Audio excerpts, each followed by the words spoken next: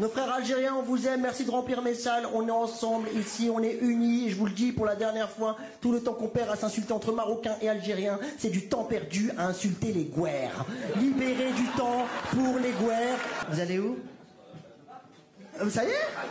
Mais pourquoi? En vrai? T'es tunisien? Bah t'es qui alors? Et alors? Hein? T'es fâché les Gouers, on n'est pas mieux là? Bienvenue sur Das Polémique, aujourd'hui nouvelle vidéo actu dans laquelle on va parler de Mustapha El Atrassi, de Mathieu Kassovitz et des soldats israéliens qui apparemment sont en train de déserter leur armée. Mais pour commencer, je voulais vous partager une vidéo de Macron arrivant au Vietnam et regardez bien au début de la séquence, on peut apercevoir Brigitte qui lui met une baffe. On voit donc le président qui se prend un coup au visage au moment de descendre de l'avion. Oui, c'est une courte séquence sur laquelle on voit les portes de l'avion s'ouvrir sur Emmanuel Macron de profil, quand soudain on aperçoit les deux mains de Brigitte Macron agrippées puis repousser le visage du président. Alors dans un premier temps, j'ai pensé à une fake news. Mais quand on voit l'attitude de Brigitte à la sortie de l'avion qui met un vent à Macron qui lui tend son bras, on peut penser que le vol a été agité. Emmanuel Macron disparaît de l'image quelques minutes avant de réapparaître pour descendre de l'avion. Il précède sa femme, semble lui tendre le bras pour qu'elle l'attrape, ce qu'elle ne fait pas.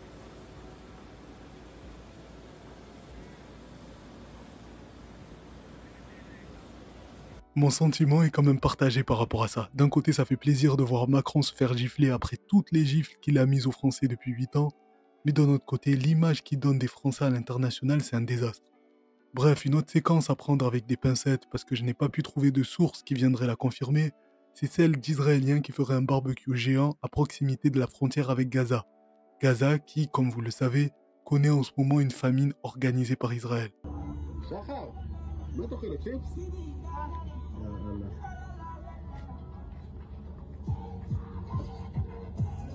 Comme je l'ai dit, c'est une interprétation à prendre avec des pincettes. Si quelqu'un dans les commentaires peut nous en dire plus, c'est pas de refus. Allez, dans le même thème, on revient en France avec Léa Salamé qui, 15 jours après Ardisson, va elle aussi s'excuser et rejeter la faute sur les internautes qui auraient sorti la phrase de son contexte. Je tenais à revenir sur ce qui s'est passé lors de la dernière émission qui a suscité énormément de réactions. Ce moment donc où nous évoquions la situation dramatique à Gaza avec le médecin humanitaire Raphaël Pitti et où Thierry Ardisson a comparé Gaza à Auschwitz. Thierry Ardisson s'est excusé le lendemain, disant avoir parlé sous le coup de l'émotion. Mais je sais que cette séquence a choqué, je sais qu'elle a blessé des gens, notamment des enfants et des petits-enfants de rescapés d'Auschwitz. Et cela me mortifie. Cela me mortifie parce que je rejette toute banalisation de l'abomination ultime que fut la Shoah, l'extermination des Juifs d'Europe. Et je n'ai cessé ici et dans tout mon parcours de journaliste de parler, de rappeler le mal absolu que fut le génocide nazi et de faire témoigner les derniers rescapés. Nous avons par ailleurs consacré de très nombreuses émissions au massacre du 7 octobre, aux attaques terroristes abjectes du Hamas, au sort des otages et à la montée effrayante de l'antisémitisme en France. Alors cette séquence, nous aurions dû être vigilants et anticiper qu'elle pourrait être isolée, sortie de son contexte et diffusée sur les réseaux sociaux. Qu'en 2025, on peut diffuser hors contexte 20 secondes d'une émission de 2h30 sans rappeler ce qui s'est dit avant et ce qui s'est dit après. Ce que je remarque, c'est que plusieurs personnalités ont déjà sur son plateau relativisé les massacres à Gaza ces derniers mois. Et jamais elle ne s'est excusée, ni elle ni la production. Je me rappelle de Elisabeth Borne face à Villepin par exemple. Jamais ils ne se sont dit que ça pouvait heurter des gens. Et à la fin de son speech, elle se rebiffe et dit que le chantage à l'antisémitisme ne marche pas dans son émission. Mais dans cette séquence de 20 secondes coupée et diffusée sur les réseaux sociaux, on peut laisser croire qu'on la banalise, qu'on banalise la Shoah. Et rien que pour ça, eh bien, nous aurions dû la couper.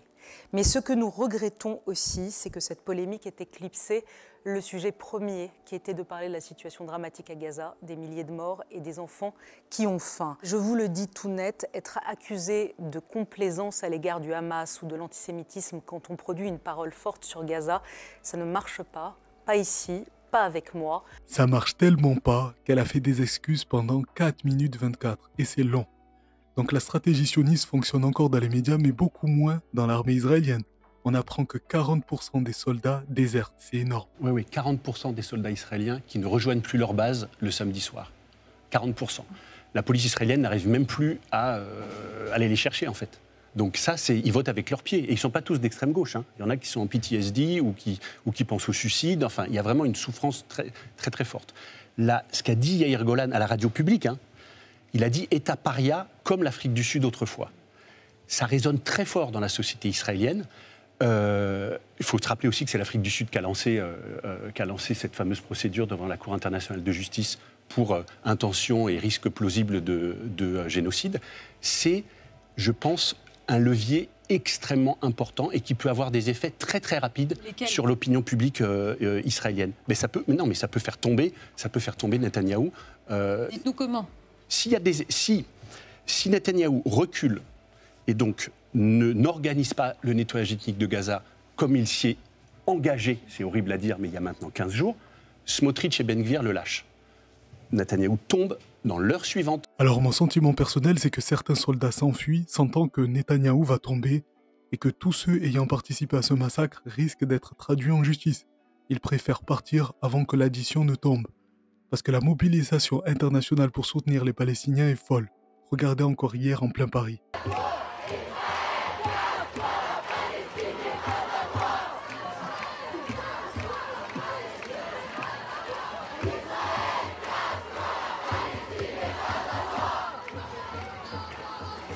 On peut constater que tout se passe dans le calme. Mais comme nous sommes peut-être le plus grand pays soutenant Israël, même devant les États-Unis je pense, la police française n'a pu s'empêcher de faire du zèle et de gazer les manifestants.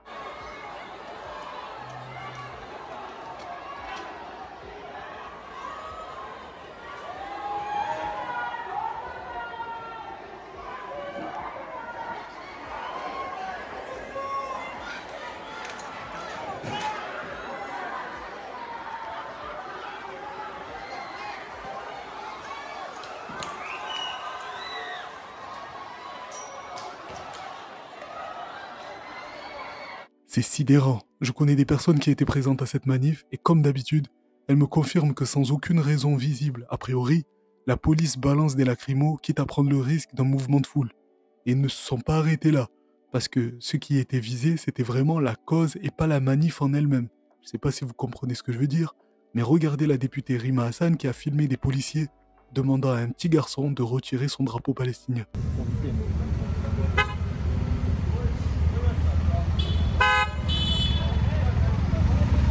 Non, vous n'avez pas le droit. Vous n'avez pas le droit. Vous n'avez pas le droit de leur enlever le drapeau. Non, vous n'avez pas le droit. Vous n'avez pas le droit. Il faut quand même rappeler que les forces de l'ordre, il y a à peine 10 jours, avaient défendu avec beaucoup d'énergie la manifestation néo-nazie en plein Paris.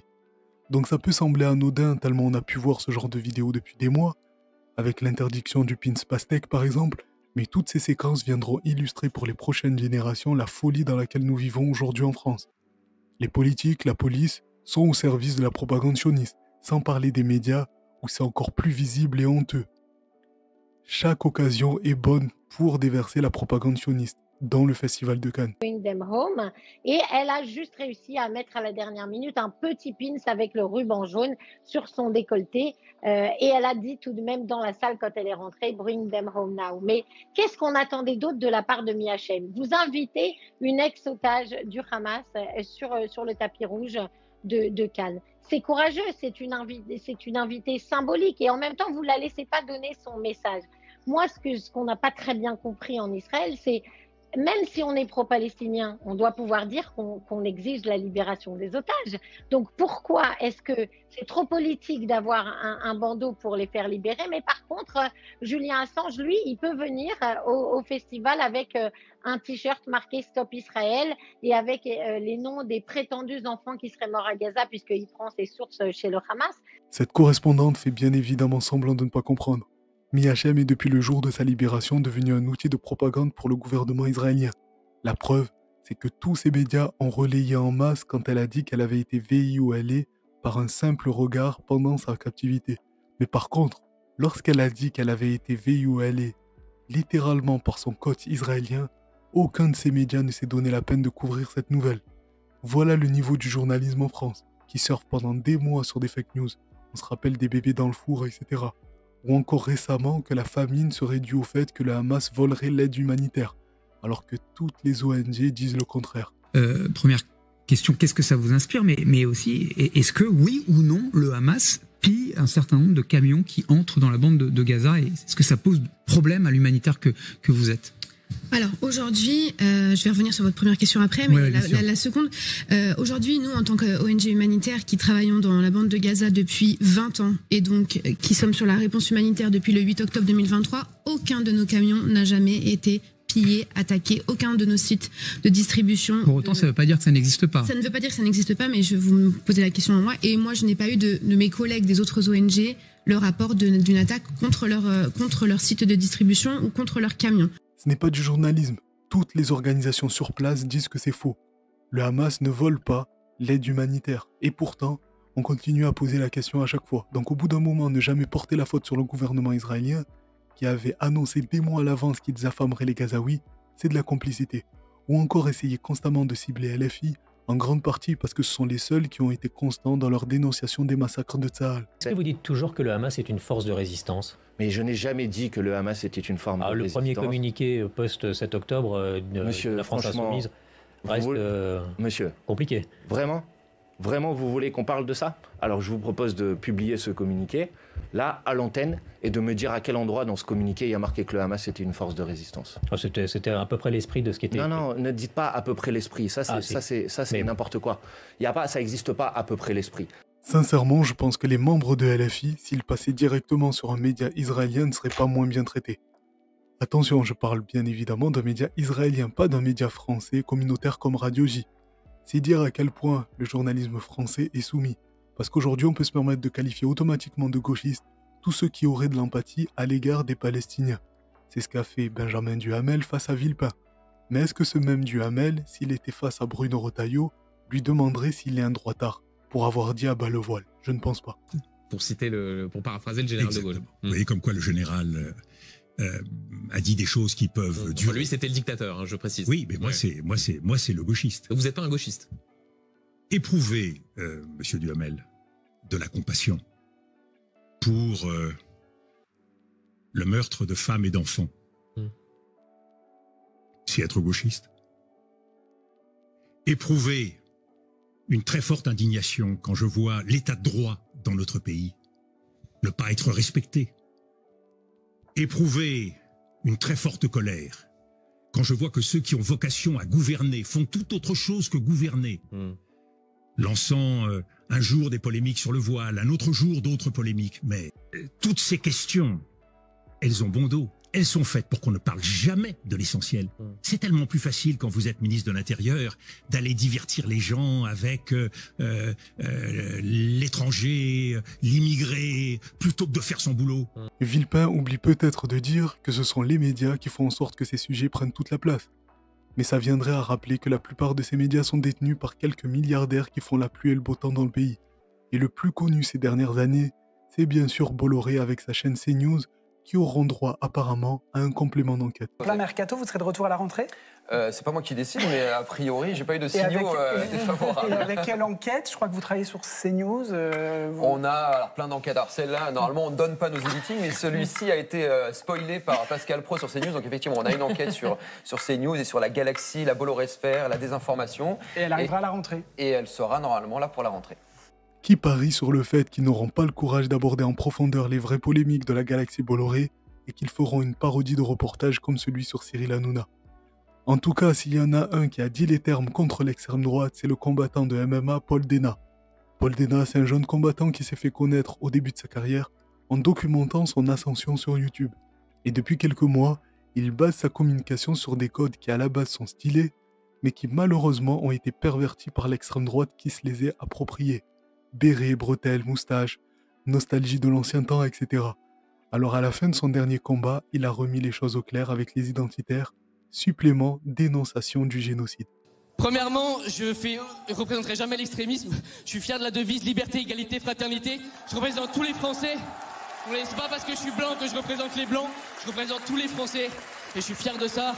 Je m'entraîne tous les jours avec des gens d'origine différente. Je les aime de tout mon cœur. Voilà, premier message. Second message, rappelez-vous que quand vous sortirez de la salle, vous serez libre de rentrer chez vous, faire ce que vous voulez, d'aller boire un verre, aller voir un match. Dans certains pays, ils n'ont pas cette chance. il y a des génocides, il y a des guerres partout. J'aimerais juste que chez vous, ce soir, vous soyez reconnaissants pour ce que vous avez. Essayez de ressentir que vous avez une sécurité, une maison à manger, des gens autour de vous qui vous aiment, et il n'y a pas des génocides Vous ne recevez pas des bombes toute la journée, donc s'il vous plaît, soyez reconnaissants. Je ne sais pas si mon message fera la différence, mais en tout cas pour vous, voilà, il y a des pays où c'est pas comme ça, donc soyez fiers de votre pays, la France c'est un très beau pays. Vous imaginez que sa phrase « c'est pas parce que je suis blanc que je représente les blancs » a énervé beaucoup d'identitaires d'extrême droite. Mais c'était que le début, parce que cette semaine, on a également eu une polémique autour d'un sketch de l'humoriste Mustapha El Atrassi. Nos frères algériens, on vous aime, merci de remplir mes salles, on est ensemble ici, on est unis, et je vous le dis pour la dernière fois, tout le temps qu'on perd à s'insulter entre Marocains et Algériens, c'est du temps perdu à insulter les Gouers. Libérez du temps pour les Gouers. C'est quelque chose de mon côté, toi c'est très risqué ce que tu fais. Vous allez où? Ça y est? Mais pourquoi? En vrai? T'es tunisien? Bah t'es qui alors? Et alors? Hein? C'est fou ça? Non mais c'est vrai? C'est une dinguerie ce qu'on vient de vivre. J'ai fâché les Gouers. On n'est pas mieux là hein? On n'est pas mieux. Allah. Je veux des you-you, ça rentre dans la salle ou pas?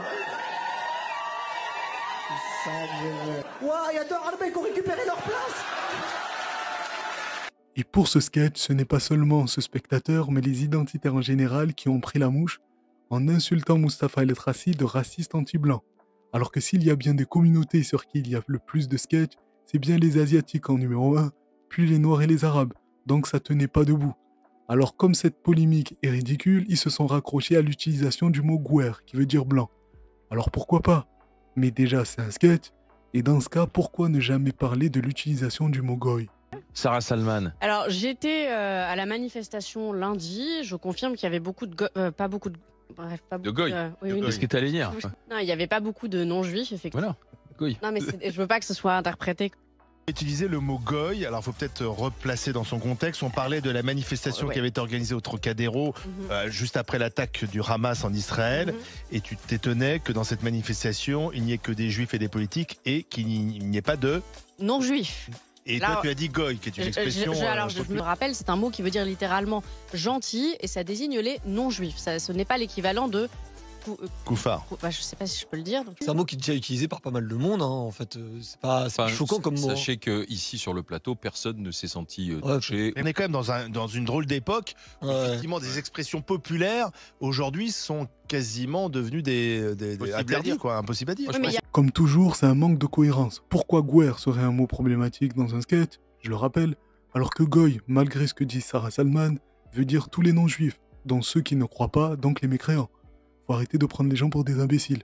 Et troisième polémique qui a rendu fou les identitaires cette semaine, c'est Mathieu Kassovitz qui a osé dire que les Français de souche n'existaient plus. Écoutez, voilà, je vous explique, moi, je suis Français de souche du côté de ma mère. Okay, ma mère, elle vient de Reims, une famille française qui doit venir depuis plusieurs générations. Elle s'est mariée avec un Hongrois, et ça donne moi.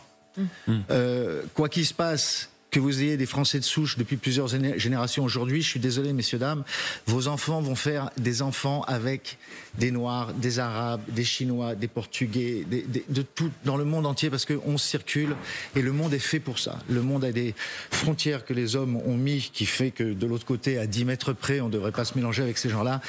Mais le monde n'est pas fait comme ça. Donc je pense qu'il n'y a plus de Français de souche et que, enfin si, il y a des Français de souche, ça s'appelle des fins de race et ils vont se mélanger avec les autres et tant mieux pour nous tous et bienvenue quoi les gars, il n'y a aucune raison d'être énervé. Est-ce que vous comprenez aussi que ce discours tenu au Festival de Cannes, même si comme vous le dites vous ouvrez votre gueule depuis au Festival de Cannes, ce discours-là peut inquiéter des gens qui eux n'ont pas envie d'avoir une France où cette France qui change comme vous la décrivez n'est pas ce qu'ils veulent, n'est pas ce dont... On s'en fout de ce qu'ils veulent, c'est la vie est comme ça, vous voulez fermer les frontières, virer tout le monde et rester entre blancs. C'est la tendance qui remonte. Mais non, mais ça ne marche pas. Et on s'en fout de la tendance. Ça ne peut pas fonctionner. On est dans un monde qui circule.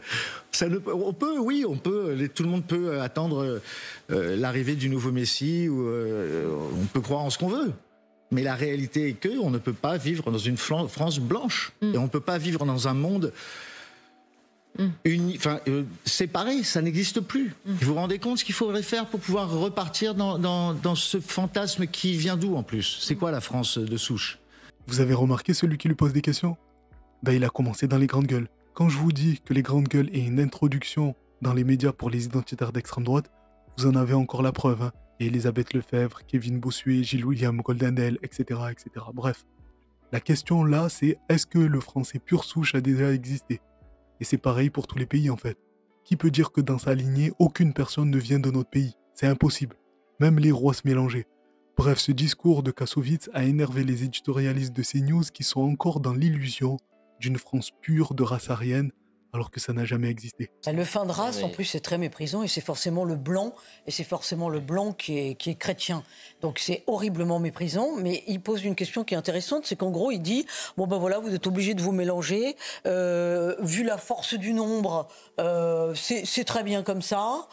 Moi, je ne suis pas, de toute façon, pour qu'on reste entre blancs, donc c'est vrai qu'il y a quand même une forme de racisme anti-blanc, hein, disons les choses, alors qu'il appartient à une gauche qui, depuis des années, nous dit que les races n'existent pas et que ce type de racisme n'existe pas, donc il est complètement contradictoire dans ce qu'il raconte. Et puis surtout, il devrait faire un tour en France parce qu'il y a vraiment beaucoup de gens, on en parle souvent sur les plateaux de CNews, qui n'ont plus envie de se mélanger, qui n'ont pas envie de se mélanger, qui se révoltent parce qu'on les a obligés à vivre ensemble et on voit ce que ça donne. Ça donne des juxtapositions de communautés. C'est ou bien elle n'a rien compris, ou bien elle est dans le déni. Alors oui, il y a des gens comme dans tous les pays qui sont endogames. Mais la réalité de notre pays, c'est qu'il s'est aussi développé en exploitant les ressources d'autres pays, et particulièrement les ressources humaines. On a lié notre histoire à la leur. Donc aujourd'hui, la diversité dans la population française reflète l'histoire de la nation. Comme disait Sarko, je crois, la France, tu l'aimes ou tu la quittes. Moi, je rajouterais, c'est celui qui est le plus gêné qui s'en va le premier. Voilà, dites-moi ce que vous en pensez en commentaire. N'hésitez pas à vous abonner, mettre un pouce et partager. Moi, je vous donne rendez-vous à la prochaine vidéo. En attendant, prenez soin de vous, c'est important. Respirez un bon coup. Merci d'avoir regardé la vidéo jusqu'au bout. Dans tous les cas, on est ensemble. Ciao!